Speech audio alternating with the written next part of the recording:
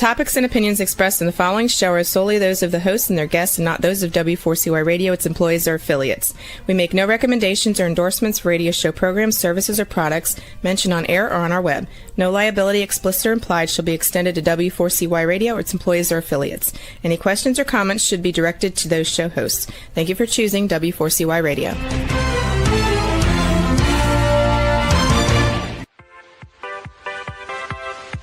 Welcome to the Ask Good Questions podcast, broadcasting live every Wednesday, 6 p.m. Eastern Time on W4CY Radio at W4CY.com. This week and every week, we will reach for a higher purpose in money and life, as well as a focus on health and wellness. Now, let's join your host, Benita Bell-Andersen, as together we start with Asking Good Questions.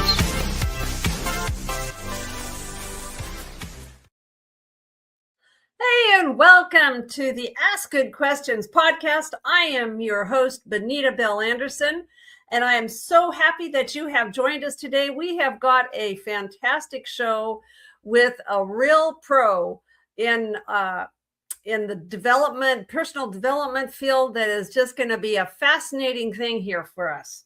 So with that, I would like to invite Dr. Agi Keramidas. Oh boy, I hope I said that right. Yes, you did. Did I pronounce that right, Agi? Very nice, very nice. Well done. So I'm so excited to have him. I met him because of a group of people that do podcasting, and it's called Podmatch. And I met him because of him doing a training, like a webinar training for people that do podcasts. And so I was so excited. He's actually in the UK. We were playing with time zones today because I'm still in Hawaii.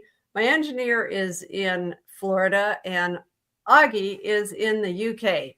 So with that, let me tell you a little bit about him. He's originally from Greece and based in the UK since 2010. So you've been there for a while now. 16 years. So he's the host of the Personal Development Mastery podcast, which has over 500 episodes. You've been doing it for a while. And he ranks in the global top 1%.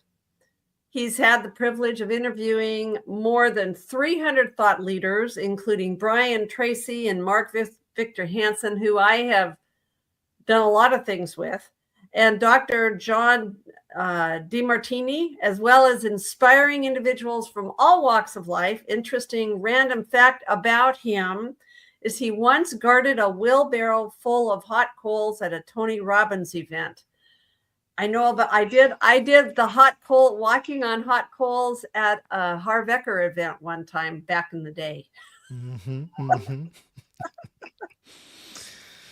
It's a great experience. Yes, it was. Very empowering. Yes, I was very surprised. So do you want to add anything to that? Thank you for the introduction. It's great to be here. If you're asking me to add something to the wheelbarrow full of hot coals, it was part of I was volunteering as a crew at that time, and we were responsible for organizing, setting up the firewalk, which means, the hot coals that people walk on. So It was my responsibility at that time to guard that wheelbarrow because there were lots of people around and it could become dangerous if I got distracted. So that's the story behind it. Wow. How long did you do that? How long? The firewalk lasts a few hours, 2-3 hours. So something like that. It took me about, I was doing that for about a couple of hours. Yeah. Well, okay. So we are going to talk about a book you've written. That book is called 88 Actionable Insights for Life. Discover the secrets shared by experts on personal development mastery. So I feel like you're a little bit of like Napoleon Hill going out and interviewing people. Thank you very much for the analogy. It is quite... I understand that, and I will go past your very flattering comment about Napoleon Hill. interviewing people is one of the best ways to gain knowledge about a topic that you want to gain knowledge about. You're already doing it, Bonita, with the podcast, and so was I with my podcast. So it was only a matter of time before all these interviews at that time started to create a niche inside me that I need to do something else with them rather than just audio content. So then I took the time to organize some of that content, put it into categories, and eventually turn into a book. Right. Awesome. Well, what first led you to this whole idea of personal development work, and why did you feel, so did you feel like you were starting to get something that needed to get out there? As a matter of fact, it started because I needed answers for myself. It was not about getting anything out there. It was about me trying to understand what was happening with me. And that was about 10, 11 years ago. I had just finished a master's degree. My profession, or what I trained to be, is a dentist. So I had just at that time finished a master's degree in dentistry, and I found myself in a very strange position where after 2 years of studying, lots of expenses and so on, I didn't feel like I wanted to do any of that sophisticated advanced dentistry. I had lost my motivation. At that time, I was just entering my 40s, so I'm sure that this also had something to do with it, this midlife transition. Yes. So I turned to personal development to find answers for myself, because I wanted to understand what is happening with me. Why am I not content and happy with what I've been doing? What is it that I want to do? And I started reading books, I went to seminars, one thing led to the other. But it was, in the beginning, it was an inner quest, a desire to understand what was happening within me, way before it turned into, podcast or expressing those things outwardly. Wow. That's quite something, because being a financial advisor, I've worked with a lot of dentists, and I've actually seen I don't know, I maybe want to just call it the angst. I mean, there can be a lot going on with that profession. Well, let's turn a little bit more to just this whole idea of just people and what they want to do. Why do you think so many people know what they want, but they still struggle to achieve it? I think knowing what to do and doing it are two different things. So I think the answer to your question lies in the second bit. Many, as you said, many people, if not most people, know what to do, but they don't do what they know. There is the struggle immediately, because knowledge without application of the knowledge does not progress one's life. Or to use a phrase that I like very much, to know and not to do is really not to know. Yeah, right. That is so true. Well, do you think you've found that people often underestimate how much their energy or their habits, I think probably habits, and their physical well-being affect their mindset and their progress? I suppose they do. Sometimes they do underestimate the habits, the energy level. All these things play a big role in how we think. And how we think affects how we feel. How we feel affects what decisions and actions we will take. And the latter really affects the results that we will have. So if we start our day, for example, being tired because we didn't sleep well, and that's because perhaps we had 2-3 glasses of wine the previous night, then inevitably the results that we will produce in that day will be inferior to same day, all the other factors being equal, Right. but having the top energy, mental energy, clarity, all these things that come with, health, we'll put it generally like that, to do stuff and be more inspired. It's a combination of facts, and I think it's a cornerstone, being healthy, being energetic, having this kind of a clear mental and physical position, if I can put it like that, from which we can operate. Right. Well, I totally get that. I feel like if I don't feel right, I'm not going to be the best at whatever I'm doing that day. I'm just not.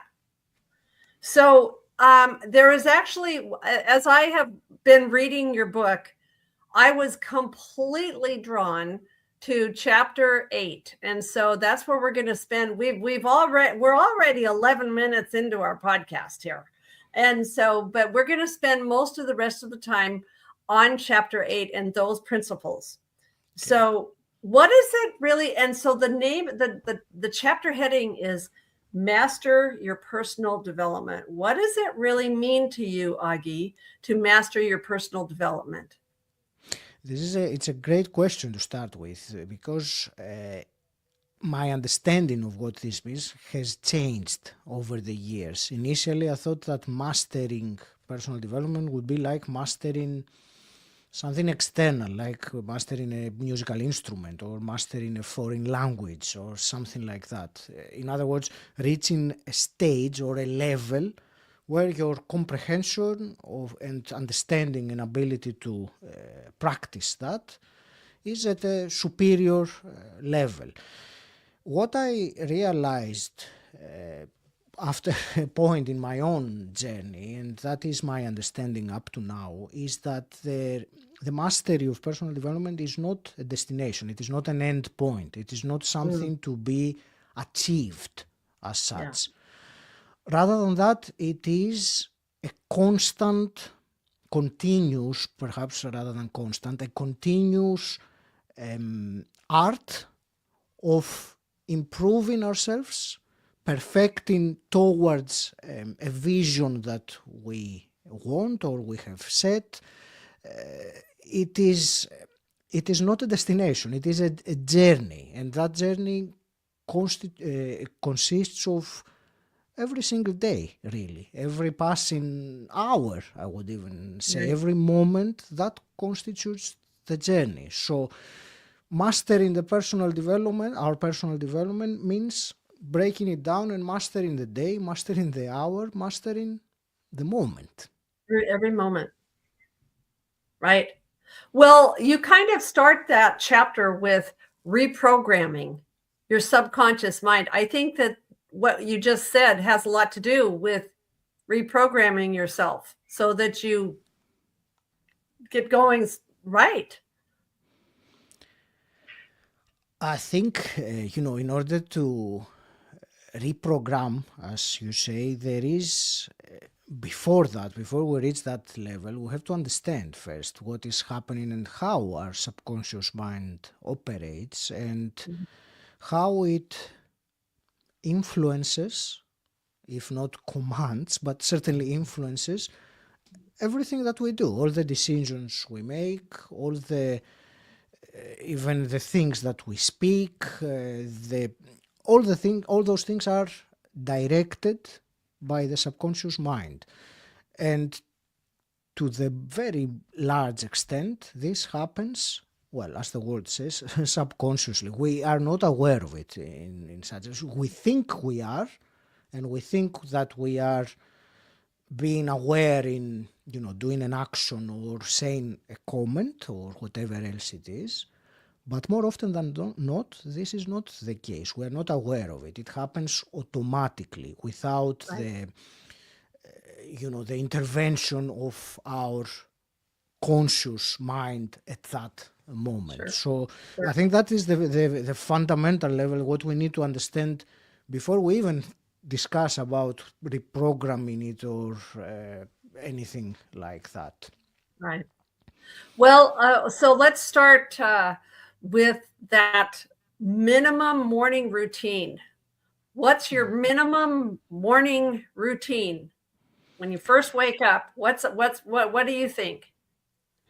I like the term like minimum morning routine, and that came because for many people, morning routine meant, and also for me in the beginning, a huge list of tasks or activities that need to be done in the morning. So meditate, do this, do that, exercise, journaling, gratitude, blah, blah, blah, which could take easily over an hour, which is fine if you have that hour in Yeah, the morning. yeah. But I'm with you.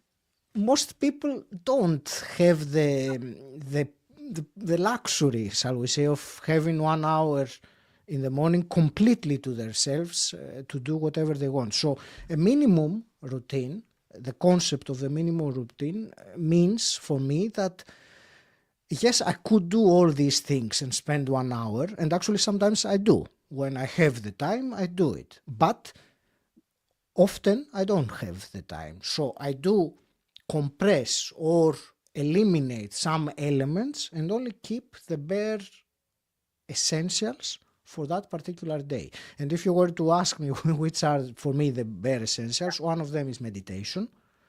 That has been a cornerstone of my morning routine for many years, over a decade. Journaling, where I write down a few things about how I'm feeling or what I'm grateful for, or even look through my day so that I am prepared in a way. You know, I'm aware and prepared of what I need to do. And some form of physical exercise, which depends on the time. It can be as quick as a 10-minute yoga practice, which I can do and it really helps. Or it can be, you know, if I have the time, I can go out and have a run for half an hour. So it all depends. But the minimum are some things that are in a way non-negotiable for me, that even if I only have 10 minutes or 15 minutes available, I will squeeze those things in to the best way that I can. Well, it looks like you have 10 elements. So you've mentioned what, 3 of them? What are the other ones then? If besides that, if you had the time. Yes, the 10 elements. One of them, now I'm trying to remember, one of them was to hydrate, have water, which is I kind of do that important. while I'm, yeah. Mm-hmm. Many people, unfortunately, go for the coffee machine immediately when they wake up, which is wrong for many reasons, but let's not go into that yet. One other thing, one other element, very important. What else is it now? I'm trying to think which ones I've said. The very, very first one, which I believe it's very important, is when the alarm goes off, get out of the bed. Do not snooze, do not press the snooze button, do not do anything like that. And there is a very simple reason for that. This is the first decision you're making in the day. Oh, So it if is. the first decision you make the day is one of comfort, let me snooze for another 10 minutes, like you need 10 minutes after a 7-hour sleep, which it doesn't make sense. We No. do it because it is a matter of comfort. You know, it's nice and warm and Yeah. comfortable. It's like, oh, I But don't wanna move. that decision sets the tone, whether we are aware of it or not. It sets the tone for other decisions that we will take. So when we start our day like this, then further down the line, when we are more tired in the day, it's easier to take the decision that is comfortable rather than the right thing to do. Okay. Interesting. Well, another concept that you talk about is expose yourself to the worst case scenario. Is that like, what's the worst thing that could happen today? What does that mean, Agi?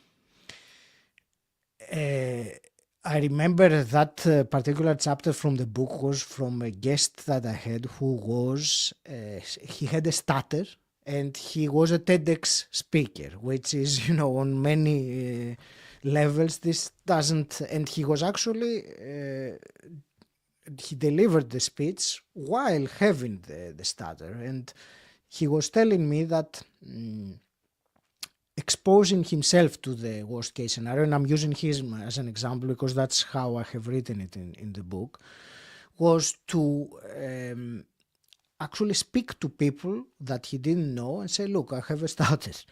And being exposed to the potential ridicule that they might have, or if they were, young people, they would laugh at him or things like that. But what he realized was that after he done it, he felt empowered because he didn't die. Nothing bad happened of him. The only thing that really happened afterwards was that he felt better about himself, that he could do that and he would not care, or at least he would not care to such an extent about what other people would tell him. So that is, a practical example that I mention in my book, but it can be more theoretical if you want. I mean, if you want to visualize, and actually now that I say visualize, that was also one of the 10 elements that you asked me earlier about the day.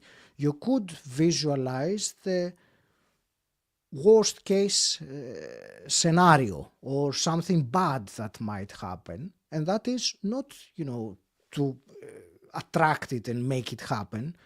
If only we could do that like this, it would be a very different situation. We can't anyway, but we can prepare mentally for something bad that might happen. So if that happens, it does not catch us, it does not grab us by surprise. It does not catch us by surprise. So we have more had the opportunity to process it and think about some potential outcomes or some potential responses that we might have. Yeah. So you're a little bit prepared. Well, you talk about changing your life with a simple 5-minute a day tool. What might that 5-minute a day tool be? Bonita, you'll have to help me out here now because it is something specific on the book that I don't remember which 5-minute tool you mean. There are many 5-minute tools. There's 5-minute tools. Okay. All right. We'll move on. Well, I think that one thing that stops people a lot is limiting beliefs. Mm-hmm. And basically, one of the things you've said is look at your limiting beliefs rather than look through them, which I think is interesting because my belief is that sometimes we don't even know what our limiting beliefs are. Mm-hmm. That's true. And the best analogy that I can think of limiting beliefs, it's like a pair of glasses, of spectacles, that we look through them, and most of the time, and anyone who wears glasses, or perhaps if you wear sunglasses or anything like that, most of the time you are not aware that they're there. You just look through them, you see whatever it is that you see, and you take that as your visual perception, your image. You do not look at the actual lens, at the frame. So this is a similarity that our limiting beliefs, or our beliefs in general, have, because they filter or they change the way that we see things depending on what kind of beliefs there are. So if there are glasses, for example, if I have these glasses, or if I put a pair of dark glasses, all of a sudden everything will look dark. And that's probably the time that I realized that something has changed. But if I keep on wearing my sunglasses day in, day out, sooner or later this will become the normal for me. I will forget that there are sunglasses there, and I will believe that this dark tint that I see everywhere around me is how things are. So that is a great analogy to consider when we're thinking about our beliefs and our limiting beliefs in particular. There is one example that I have that in the book as well, and it makes me, I will say that because I think it is very clear. It made a big impact on me the first time I heard that, and it is two people, two friends walking down the street. One of them loves dogs, the other one is terrified of dogs, and they're going around walking, chatting about something, and all of a sudden a dog starts running towards them. So the situation, the external situation, is objectively the same. There are two people and a dog running towards them. Subjectively, though, those two people will have a very different experience of reality and experience of that situation. One person would feel really happy that there is a dog coming and perhaps he wants to, pet him or whatever. The other person will be scared, terrified, and not only in his, not only mentally, also his body. If he feels scared, then there will be a physical response to that. So that is a great example of different lenses, different beliefs there. The same exact situation, two completely different internal representations or internal understandings of reality or experiences of reality. Well, if that person who's freaked out about the dog, how do they begin? If they become aware that they want to change that, what would you say would be the first thing that they would need to do to start changing that? If they're realizing, okay, this is stupid, I don't want to be scared like this. How would they start changing that? I guess basically another thing from this chapter is overcoming your limiting beliefs. For sure, and I wish there was some simple answer that I could, share right now in 1 minute and say this is how you reprogram your subconscious mind. Bonita, when I find that very simple and effective method, I will get back to you and share it with the world. But I think it's awareness, isn't it? Maybe awareness is the first step. Awareness is the first step for sure, because if I become aware that I'm afraid of dogs and I want to change that, that would lead me to look for solutions. If I'm not aware of it, or if I don't mind it, or if I accept that as part of who I am, that this is who I am and I'm afraid of dogs and period, then there is little chance of, taking some action in order to change that belief. Yeah. Well, talk to me about self-sabotage, because I think probably if you have those limiting beliefs, you're going to self-sabotage yourself. You're not going to take some actions. You're not going to do some things that could move you forward. Isn't that correct? For sure. And self-sabotage happens, I think, to most of us, or at least it wants to happen. And that's it reminds me of what I said earlier about pressing the snooze button before when the alarm goes off. That is in a way a form of self-sabotage, provided that you had some plans for your day, and that's why you set your alarm at a certain time.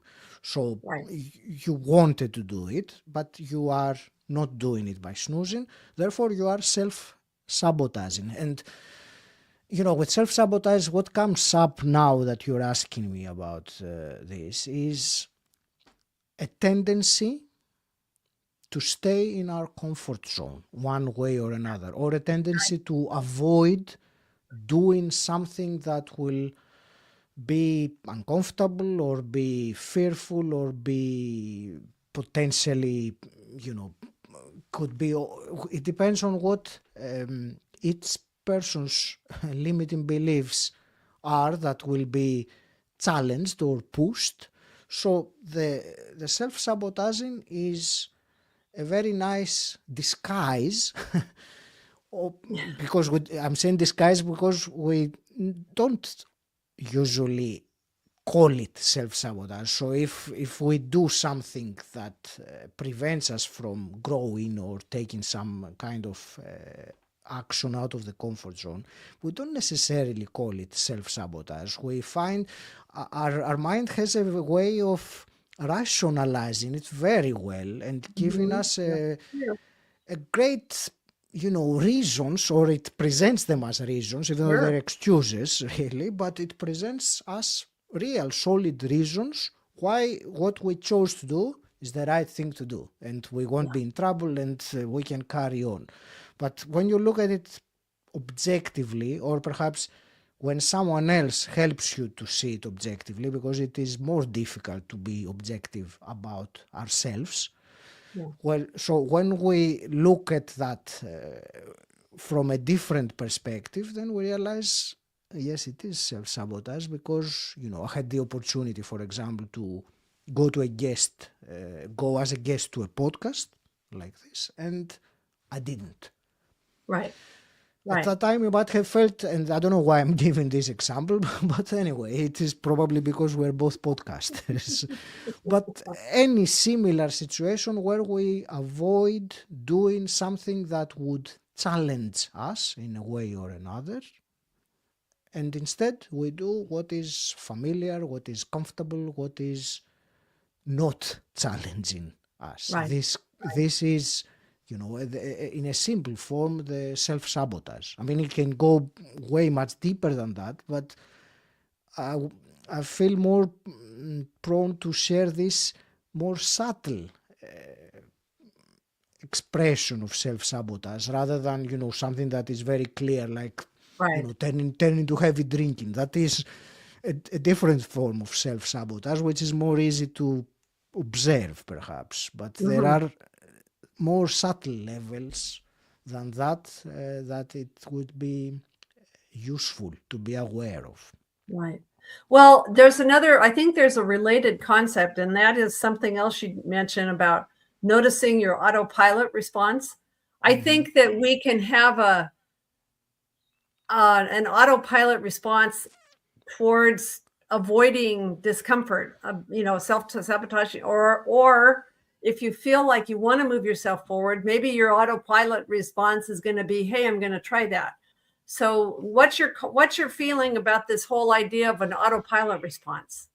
The autopilot response goes back to, we were talking about the subconscious earlier, and that is how I perceive the autopilot response is something that happens habitually, a response or a habit or an action that we do, that we do not take the time or have the awareness in the moment to process it and filter it before it is expressed, before it is taken as an action.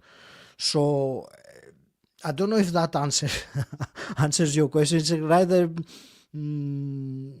it's a complex thing, and I'm trying the best way to describe it as simply as I can. I'm just going to encourage everyone to read this book, because there is a lot there, and basically we're kind of skimming the surface. But I think one of the things that I completely agree with that you say in this chapter is your beliefs and perceptions create your reality. I think that is like one of those foundational things, that whatever you believe, whatever you perceive,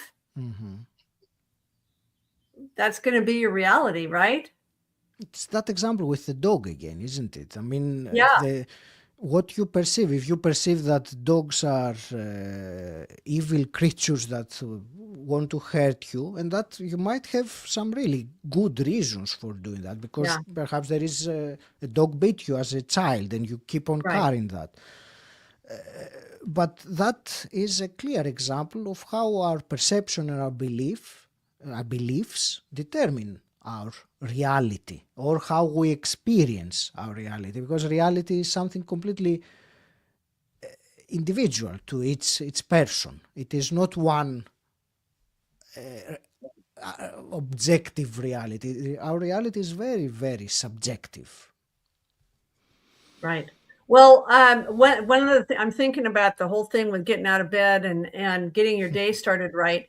Another concept here is the power of proximity. So using the power of proximity to your advantage. I'm thinking like, well, if you have your running clothes out and your shoes are laid out and everything's ready to go, then you're more prone. Is that kind of like what you're thinking? Is the power of proximity would be set yourself up to do the things you want to do? That certainly helps. I think in the context I have in the book about the power of proximity was the proximity with other people, like peers or mentors or coaches, this kind of proximity. But to go back to your example, yes, if you plan on running, for example, the next day, having the running shoes and the clothes right next to the door, it's a very great facilitator of that, because it removes an excuse that you could use. Now I need to find my shoes, I need to do that. So it removes that. And I will add, since you mentioned that, I will add one more trick, if I can call it like that. Let's say that the previous day you were planning to run 3 miles or 5 kilometers or whatever it is that you had planned to run. And then the next day, despite having put the shoes next to the door, you don't feel like it. And I mean, I'm raising my hand here because I have been there many times. Been there, you really don't feel like it. The trick is to say to yourself, okay, I'm just going to go out and run. I'm not going to run the 3 miles that I had said I would do. I will only going to run once around the block and go back. This really lowers the threshold of resistance, because running for 3 or 5 minutes is something that the mind finds it more difficult to say, no, you can't do even that.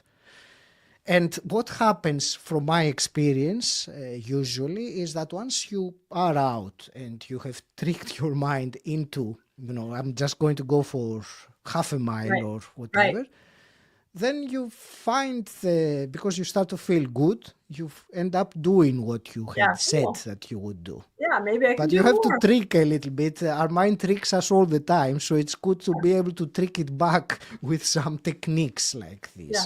Yeah. That is absolutely true. I have found that so often. And if I just get started, then I'll just, I can keep going. Right. So you talk about a mastermind. And one of the things I got to tell you, Agi, is that I started my podcast in 2024.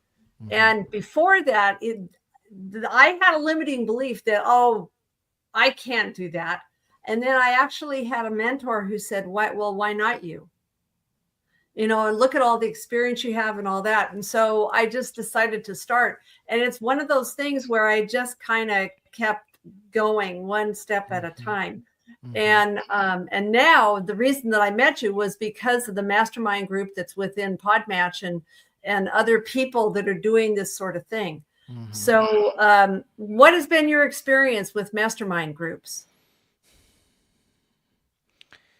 What comes to my mind now that you ask that, and thank you for the question, is that the sum, I will use a quote now, the sum I will say it again, the total, in this case of the intelligence of the people in the mastermind, the total is more than the sum of each individual of the sum of the people. And what I'm trying to, I think I'm a bit confusing now. What I'm trying to say is that, and that has been also my experience with mastermind groups, that often there are things that are said or solutions that are being presented that people look at each other and say, wow, okay, where did that come from? Yeah. And I think it comes from, you mentioned Napoleon Hill in the beginning, who talks about the concept of the mastermind groups. And he was he was saying that when a group of people coordinate for, the best of all, then they tap into, he called it the infinite intelligence, or something that is beyond, the minds of the individuals. So that has also been my experience. And as a matter of fact, now that I will give an example, many years ago, the idea of starting a podcast came from a mastermind group. Someone else said a comment and I thought, wow, I had never thought of that. Yeah, let's start a podcast. That was back in 2018. So, okay. So, and like normal, these interviews seem to go really fast. And so I want to start winding, kind of bringing it all together here. Sure. You talk about improving those two stories that you tell. What are the two stories that you tell? Again, you are referring from a chapter on my book that there was a guest that he was a speaking coach that he was talking about stories. And the stories that he refers to, it was the story of our past. In other words, what has happened to me, what is the journey that has led me here. Yeah. And the other was the story we tell about our future. And this, again, we were talking about the subconscious and autopilot responses. Often, and I will invite someone listening or watching us now to think what is their own experience of that. What is the story of their past that they're carrying with them to the present moment? For example, for me, before I started my personal development journey, I was, or at least I believed that I was, shy, introverted, uncomfortable in social situations, that my words did not appeal to people, or people, they were not interested in that. So that was a story that I was telling myself, not necessarily consciously, but I was telling that story at the back of my mind, and that story was influencing how I would show up in social events or in conversations or, meeting a stranger. So that is the story of the past, and that story of the past, it is up to us to look at it and rework it in a more empowering way, which, it's a big topic. The other is the story of the future. When we look at ourselves ahead, 1 year from now, 5 years from now, 20 years from now, what do we see? And the thing is that Bonita or me or anyone, we don't really know. The best we can do is guess. So might as well guess something that empowers us or something that inspires us to go there, rather than guessing that the next 10 years of my life will be exactly like these 10 years were. Right. I mean, it is a choice to use and say that story. And also it is a choice to change it. Well, we're going to have to wrap up here, unfortunately, but I have so appreciated having Agi as my guest today. The book, again, is 88 Actionable Insights for Life. Discover the secrets shared by experts on personal development mastery. Personal Development Mastery is also the name of his podcast. And you will be able to find all the information about Agi on my website, where I have a little flyer about guests and what when they have been there, and the link to the episode. So, Agi, if there was one thing that you would tell people, one practical idea from your book, what would it be to have people maybe do a little bit better in this arena? The one that comes up right now is to take a small but deliberate action towards something that you are curious about, or something that intrigues you, or something that you have been, entertaining an idea but not really done anything about it for probably the reasons that we were talking about earlier, other limiting beliefs or a story that you would be saying or the autopilot or whatever. So my invitation would be to think about that thing or that idea that you feel curious about. Perhaps it's not enthusiasm, but there is some curiosity, something drawing you towards that, and take one small step or one small action towards it. It doesn't have to be anything massive or anything that you commit to do anything.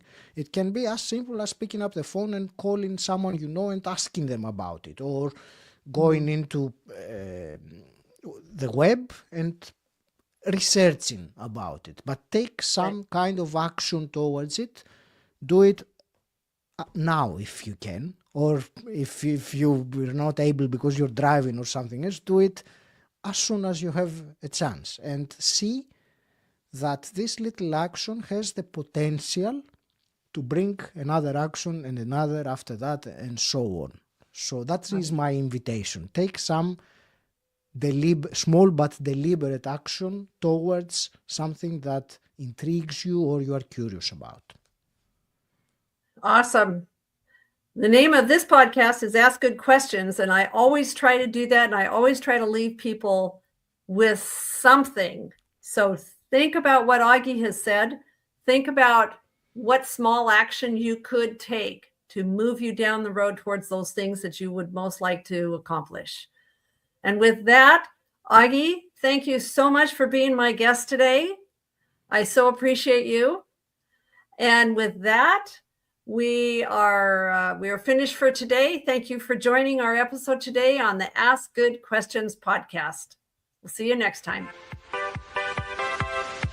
Today's episode is over, but we did ask good questions again, didn't we? Don't miss out as we broadcast live every Wednesday, 6 p.m. Eastern Time on W4CY Radio at W4CY.com. Join Benita Bell-Andersen next week for more conversations with experts on finances, retirement, behavioral finance issues, health and wellness, and more. Until then, remember to ask good questions.